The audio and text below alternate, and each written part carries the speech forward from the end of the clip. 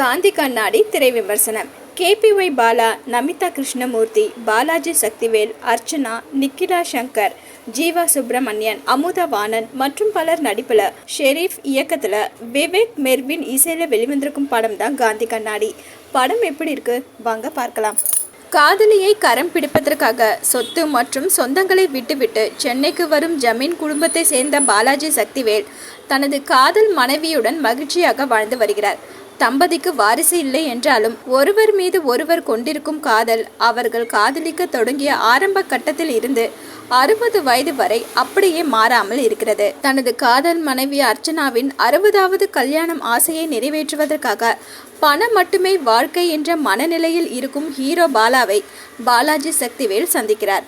நிகழ்ச்சி வடிவமைப்பு நிறுவனம் நடத்தி வரும் பாலாஜி சக்திவேல் அர்ச்சனா தம்பதியின் 60வது கல்யாணத்தை லாபம் தரும் ஒரு நிகழ்வாகவே மட்டுமே பார்க்கிறார். ஆனால் பாலாஜி சக்திவேல் தனது காதல் மனைவியின் ஆசை மட்டுமின்றி ஏக்கமாக பார்ப்பவர். எப்படியாவது அவர் ஆசைப்பட்டது போல் கல்யாணத்தை நடத்த வேண்டும் என்று நினைக்கிறார். அர்ச்சனாவின் ஆசைப்படி 60வது கல்யாணத்தை மிக பிரம்மாண்டமாக நடத்த பாலா கேட்ட பல லட்சங்களுக்கு மேலான பணம் பாலாஜி சக்திவேலுக்கு கிடைக்கிறது.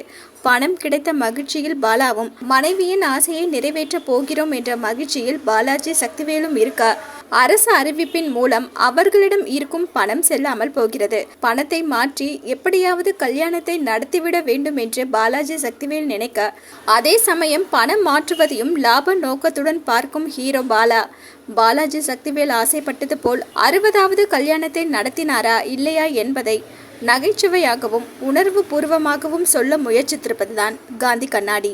ஹீரோவாக நடித்திருக்கும் பாலாவுக்கு இதுதான் முதல் படம் என்பது படத்தின் ஒவ்வொரு காட்சியிலும் தெரிகிறது. தொலைக்காட்சி பாலாவுக்கும் வெள்ளித்திரை பாலாவுக்கும் உருவம் ரீதியாக மாற்றங்கள் தெரிந்தாலும் நடிப்பில் அவர் இன்னும் முன்னேற வேண்டும் என்பதுதான் உண்மை. படத்தின் உண்மையான ஹீரோவாக நடித்திருக்கும் பாலாஜி சக்திவேல் யதார்த்தமான நடிகராக மட்டுமின்றி உணர்வு பூர்வமான நடிகராக கவனம் ஈர்க்கிறார்.